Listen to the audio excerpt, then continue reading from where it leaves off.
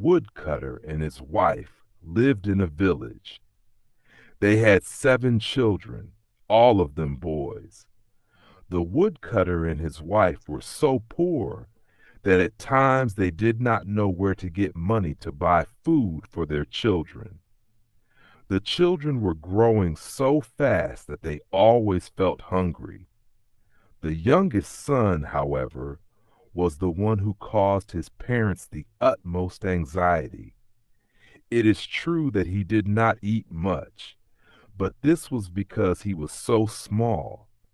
Indeed, when he was born, he was only the size of a pepper, and that was why he was named Mirchu.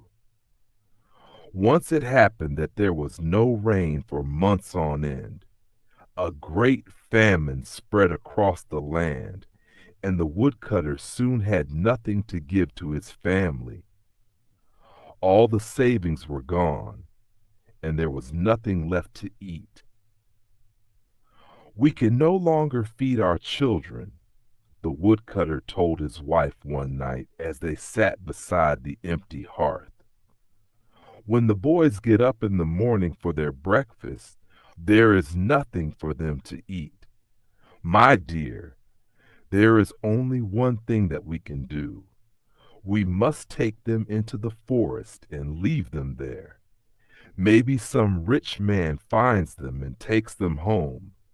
I am sure that he'll take better care of them." The poor wife cried and cried. She was so full of sorrow to hear this, but at last, as the night wore on, she agreed, for she could not bear to see her children die of hunger. She thought and thought, but no plan came to her mind. She wished she had only 3 children instead of 7. They could have been fed well and brought up nicely. As the woodcutter and his wife argued, they raised their voices. Little Mirchu heard every bit of what they said. Unlike his brothers, he was not asleep. For a long time he lay thinking about what would be the best thing to do. As soon as it was twilight, he got up quickly and crept out of the cottage. Off he ran to the forest, where he filled his pockets with small white stones before quietly returning to bed, pretending to be fast asleep when his mother called him. "We are all going to the forest," his mother told the boys. "You must all help your father gather firewood, for there is no money left to buy any food." The boys were so excited that they completely forgot about their hunger and were in no time on their way to the forest, with their father leading. The forest was dark and lonesome, but the woodcutter knew it so well that before long they were right in the deepest part of the woods. "I will cut down the small trees," said the woodcutter, "and you boys must collect all the branches and tie them into small bundles. It is going to be hard work."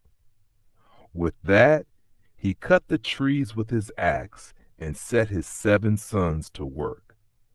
While the boys were busy, the woodcutter nodded to his wife, and the 2 of them quietly slipped away. The boys soon noticed their parents' absence. They began to shout and call for their father, thinking he might be playing a trick on them.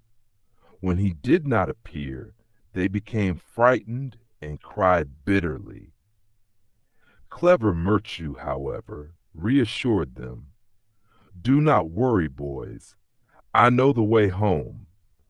All we have to do is follow the trail of the white stones. Father isn't going to come back." Mirchu's brothers doubted him at first, but he explained how he had overheard their parents' plan and how he had dropped the stones on the way to the forest. Leading his brothers through the dark woods, Mirchu guided them safely home. When they reached the cottage, Mirchu suggested they wait outside to listen to what their parents were saying. Meanwhile, at home, the woodcutter and his wife had discovered 10 silver coins left as payment for an old debt. The wife was overjoyed at the sight of the money, but soon broke into sobs as she remembered her sons. "My sons, my poor little sons," she cried. "What will I do if I never get them back? Perhaps by now they have been eaten by wolves." Hearing this, Mirchu pushed the door open and ran to his mother, followed by his brothers. "Don't cry, mother. We are all here, safe and sound." What joy and happiness there was in the woodcutter's cottage that night. The family feasted together, and the woodcutter, his wife, and their 7 sons lived happily ever after. Well done, little Mirchu.